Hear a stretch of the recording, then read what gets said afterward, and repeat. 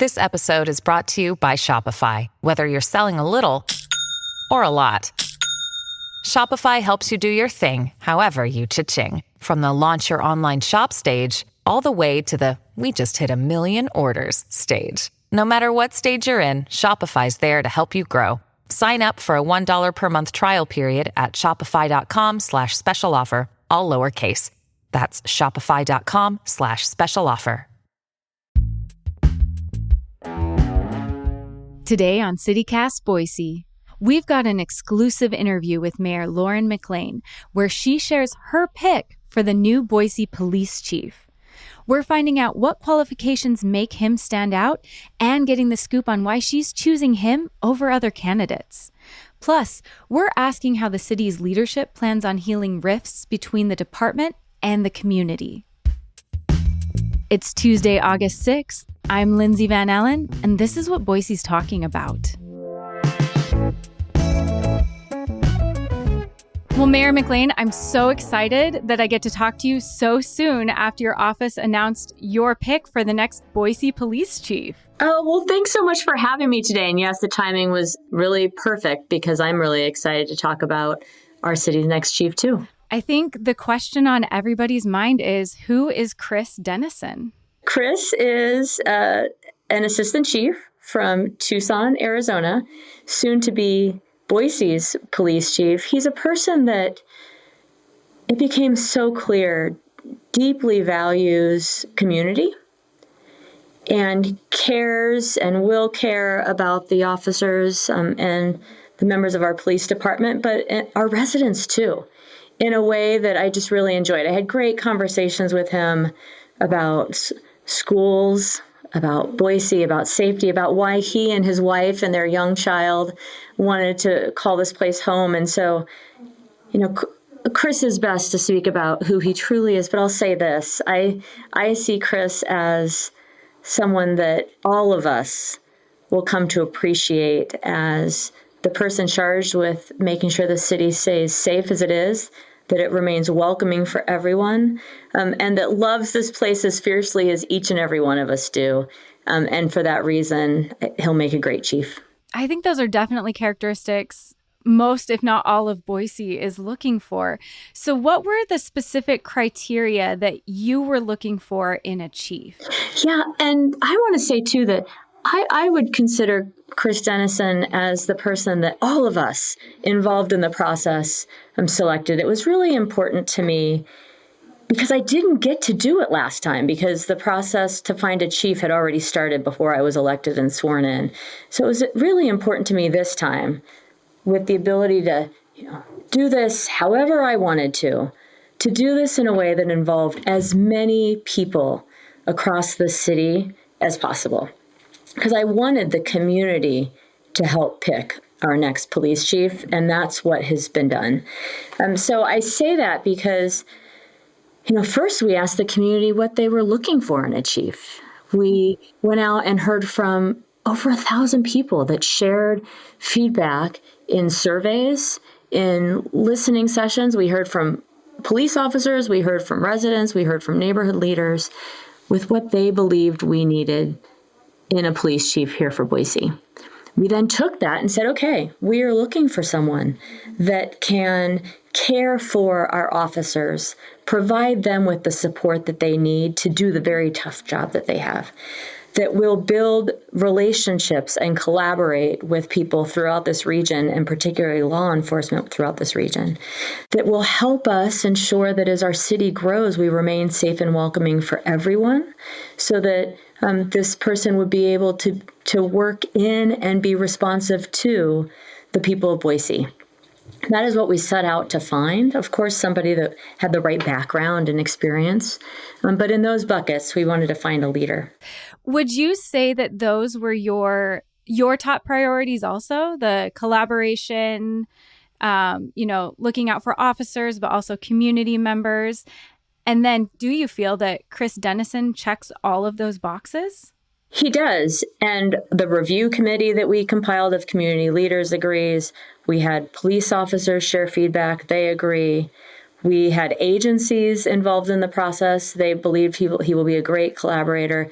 We we had the council members and council leadership interview and come to the same conclusion, as well as, the Office of Police Accountability was involved. So we had so many people involved in the process that shared their feedback with me that led me to be certain that this was indeed the person. Chris Dennison was the right person to offer this position to. He's been selected by this great group of people and is reflective of what Boise's looking for.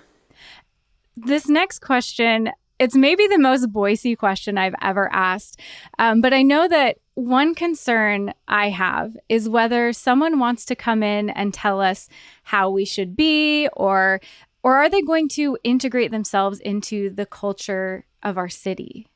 And do you feel like Dennison said or did things that made you feel like he will do a good job integrating himself into the city? I heard that from him. I heard it from committee members of all the different committees that interviewed him, that yes. And I also heard it from people in Tucson that I had conversations with, and that others on the review committee had conversations with, that this is a person that cares deeply about community, wants to be involved in the place he calls home. And I can tell you in offering him the position and hearing from him since, that he's very excited to call this place home. And he will take seriously, I would say, the responsibilities that we all hold dear when it comes to being a Boisean. I believe that he will share those and will be so engaged in this city, not only in making sure that we're safe and welcoming for everyone, but that he too, like Boiseans, in his private life and in his family life, is doing the same. As far as I understand, the hiring process was a little different for hiring Chris Dennison than the hiring process for former Chief Ryan Lee, correct? It was very different. Yeah, there was a company that was used that helps cities find a police chief or top brass, correct? Yes. And did the city decide to do that because of how the former Chief Ryan Lee hiring process turned out? And I want to be clear here, a search firm was used last time too. Oh, okay. Okay. So that didn't make this search different. What made this search different, and I alluded to it, but I do want to say it again, is that this search I was involved in from the formation of it to the end. The last search, I came in midstream. Interviews had already been done, and I was provided with a list of finalists. But I can tell you that this search was very different in the extent of public engagement that I prioritized. That survey that went out early, asking officers what they wanted to achieve, taking a survey before we made an announcement helped shape then what that announcement looked like, and then what the search firm was looking for in people. So that was a lot of public engagement there.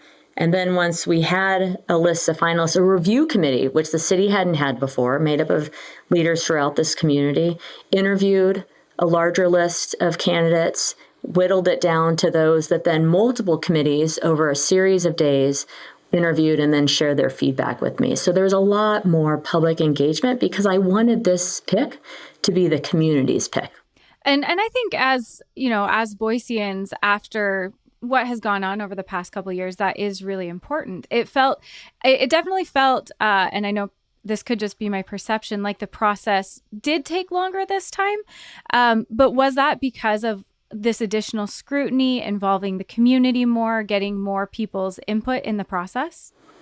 I'd say yes, because we were very intentional in it. So it took time to get feedback from residents on what they wanted in their next chief, to get feedback from the department and what they wanted for their next chief, then to write that case of what we were looking for in our next chief.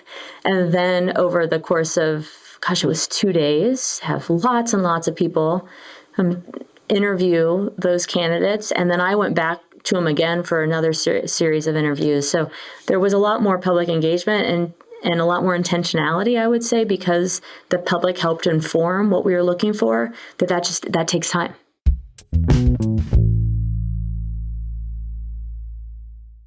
This episode is brought to you by Shopify. Whether you're selling a little or a lot, Shopify helps you do your thing, however you cha-ching. From the launch your online shop stage, all the way to the we just hit 1 million orders stage. No matter what stage you're in, Shopify's there to help you grow. Sign up for a $1 per month trial period at shopify.com/special offer, all lowercase. That's shopify.com/special offer. Mayor McLean, I think this issue has been on the forefront of a lot of conversations I've had with people, in the forefront of a lot of people's minds, because the Boise Police Department has been through a lot of turmoil in recent years. 2 years ago, you had to ask Chief Ryan Lee, who you ended up selecting to step down after the KTVB report on complaints filed against him by officers. There's also been upheaval in the past couple years at the Office of Police Accountability, which investigates things like police shootings. And the city just settled a lawsuit brought by former OPA Director Jesus Hara after he was fired by City Council. Frankly, it feels a little bit like a roller coaster for people, and there's been a lot of unflattering press coverage. We've all been through it in the last couple of years, and I can tell you that in talking with the search firm, it was so interesting to hear from them when we were discussing, okay, what do I want this search for the next chief to look like? That he pointed out to me that while there have been issues tied to the department, there's issues tied to policing around this country, we are a city that is fundamentally safe. And because we are a safe city, it gives room for the new chief with a stellar director of the Office of Police Accountability to truly lead in this space and to provide the support that officers need with new leadership, to be responsive to the requests of our community to evolve policing in some ways, to be responsive and to work in partnership with the Office of Police Accountability and the reports and recommendations that they're providing to ensure that our city remains safe, but that he's starting with good bones, because for the last 20 years, and particularly in the last 4, unlike other communities, we've seen crime drop so much. And it's kind of rare for elected officials to get a second chance at something like this. And the citizens of Boise clearly supported your reelection and wanted to give you the power to make this decision. So I'm really curious what steps your office has taken to make sure that this hiring process has a different outcome than last time. Sure. Well, all we can do is create the most robust process possible from start to finish. And I sought to do that in engaging the community in ways that the community had not been engaged before in making this hire. And I looked to a group of leaders in this community and the review committee to be a part of that, to review the applications, to propose who we interview based on what we learned from the community surveys that the community was looking for, and then deeply listened to all of the feedback received, and then read all of the feedback received as I was seeking to make this final decision. Around the country, we're seeing that police chiefs tend to serve for, on average, 3-4 years these days. And so I'm mindful of that too, as was every member of the committees that participate in the interviews, as are chiefs. That, I am excited to welcome Chris Dennison and his family to Boise, to partner with him in ensuring that the city remains safe and welcoming, and that we make true and good on the vision that we have to be a safe and welcoming city now and into the future, and look to him to work with the department to address the needs of our officers as they work hard to meet the needs of our community. And I absolutely agree with you that, on most lists, Boise area is listed as a very safe city, comparatively low crime, especially for our population. But an issue that Chris Dennison will inherit is there are distrust issues in the community. There has been a sharp rise in police shootings. There's been arrests of protesters, and there's been lawsuits against Boise Police Department in recent years. What do you feel like your role as the mayor is in helping to repair these rifts? I would say that my role in this sense is to set the vision and then to work with the chief who will lead his department into the future. to take information from the community in terms of where there is distrust, what's working, what's not, to share that with the chief, and then to look to him to address those needs. I do want to point out that the new reports coming out of the Office of Police Accountability provide clear roadmaps for, even when shootings are deemed to have been justified by the office or by others, what could have been done to prevent them to begin with. And I expect that the chief with his team at the Boise Police Department will be responsive to those and to the council that are saying, look at training, look at policies.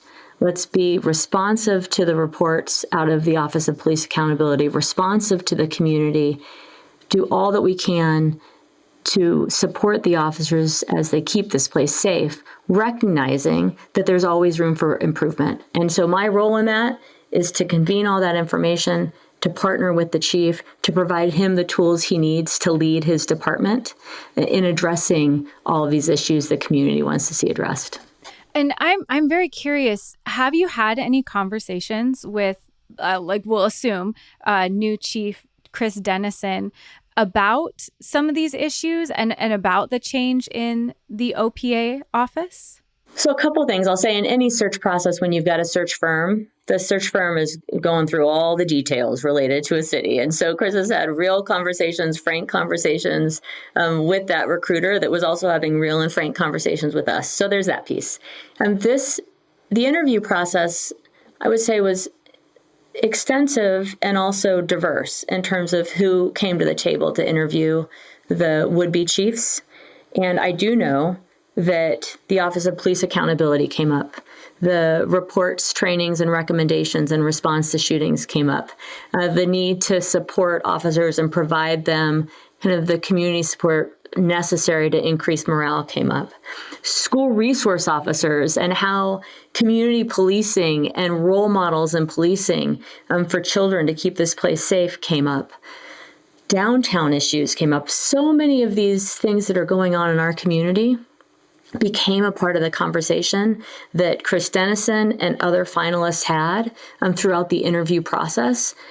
So in having all of these conversations, not only were we able to create a process where the community chose this chief, but this chief was able to have such deep conversation about Boise, get to know the city that we know we are to be because of the conversations he had with me and many, many others, to better prepare him to move into this role. I'm curious, in these extensive conversations, and I think it is reassuring to know that these conversations were had, did he express any plans or ideas for rebuilding trust within the community, or maybe strategies he's used in Tucson that he thinks could be effective here? He shared some really interesting things that he's done in Tucson. One of them that I found fascinating was looking at how he could increase the number of women that are in a department. In fact, not how he could. He did it in Tucson. And the steps he took looking at what they needed to feel as though they could thrive in the roles that were available, and then to create systems that supported a more diverse police force, which I think actually and also lends itself to growing trust within a community, because a police force is then more reflective of the community that they serve. Great examples. He and I talked about school resource officers and the importance of these school resource officers being in the schools when schools open, but building relationships because they're role models, and talked about some steps that he took just to set up the right systems so that schools and, most importantly, students could have those relationships on a more regular basis. He, in talking with him and others in Tucson, have gone through extensive training, because you brought this up, I'll bring it up, in protest management, and how important it is that all people exercising their free speech feel safe and are protected. And so the steps that they've taken to do that in Tucson. Tucson is a city that, like ours, deeply values community and strives to ensure that everyone feels safe and welcome.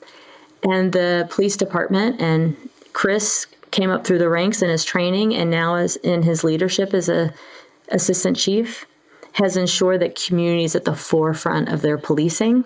And so learned that not only through his examples, but in conversation with the mayor of Tucson and with others that, like the Downtown Boise Association equivalent in Tucson, shared their own thoughts with our DBA here. The same values of community, responsibility, accountability, of course, is important. But then the examples of how he's done that at home kept coming up. It definitely sounds like he's encountered some of the same issues we face here, or, maybe this is kind of universal around the country, like you mentioned. But it definitely sounds like he has thought about issues that people in Boise are talking about, which I definitely think is important moving forward, and that people want to know and want to hear about. I also thought it was good to hear and to read feedback from our officers that, he shared examples of how he had policed when he was an officer, how he leads now as an assistant chief. And then his desire to do what he can. One of the examples he brought up was to create to work to create a bench, a leadership ladder within their own department. So to really focus on officers fully from, whether or not the tools they need to be out in the field, the support they need to support those in their toughest times, and then the strategies they ought to have to be true role models and build community within Boise. Boise is a unique city. This isn't going to be a surprise to you, but there's a lot of complicated dynamics at play between our city and the state. And there are times that you and the city council are at odds with the actions being taken in the legislature. Do you feel like when it comes to highly polarizing political issues and legislation that Chris Dennison will defer to your priorities or the priorities of the legislature? It is very important, and I believe that he understands the role of a chief to be responsive to the city council's policies, so the mayor and city council's policies. And of course, he has to, and he will, as chief, set policies within the department and also be responsive to the city council that will impact some of the policies he likely sets within the department. Yeah, I know something that just in the circle I run with that has been a concern is like how Boise City Council passed a resolution saying the city resources won't be prioritized to investigate claims of illegal abortion. I know that there were concerns going into this search for a new police chief, whether the new police chief would also prioritize like you and the city council have. Sure. These are policies that the council has passed. And, some people, like you and I have talked before, people say, well, the city shouldn't be wading into this. This is an issue, unfortunately, the city must wade into, given the impact that it has on people. It's a policy of the city of Boise, and it's a budget issue, right? And so the budgets are set. There's clarity from council and an expectation that policies set by council are followed by a department. Another persistent issue that you've been focused on is homelessness. And the U.S. Supreme Court recently overturned a case that originated in Boise, which now means cities can potentially criminalize sleeping outside. And we've already seen cities in California begin to do sweeps of homeless campsites. Have you talked with Chris Dennison about this issue and our community?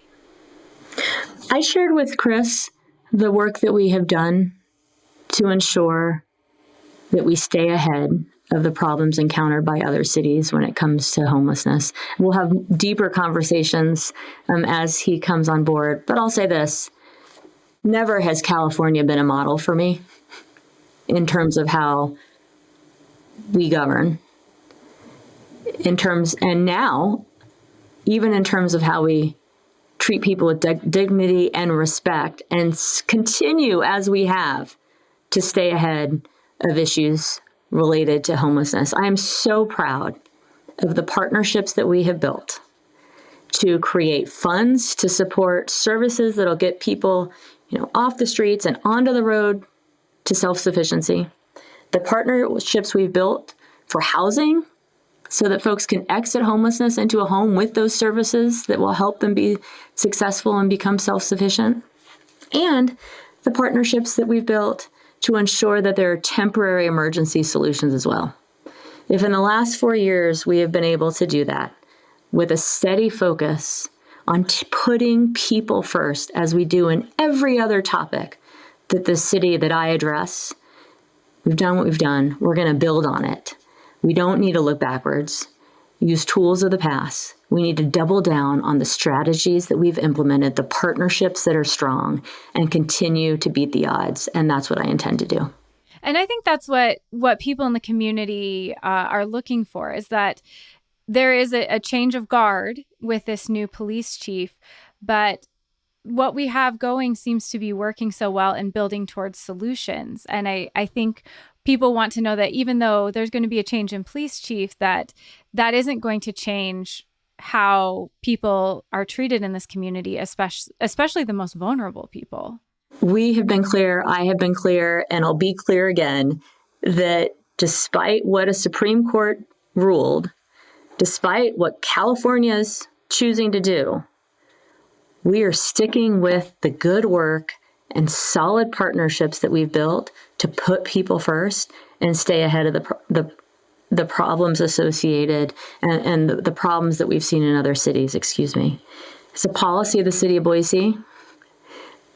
The police chief is a partner in ensuring that we are successful in being a safe and welcoming city for everyone in the ways in which council has loudly said, clearly said, we will. And that is in short-term solutions, preventative solutions, housing, because that's so important. While I have you here, just for a minute, if you'll humor me, can I get you to officially guarantee that you will not order sweeps or support criminalization of outdoor camping when there's no shelter space for the rest of your term? I will say this.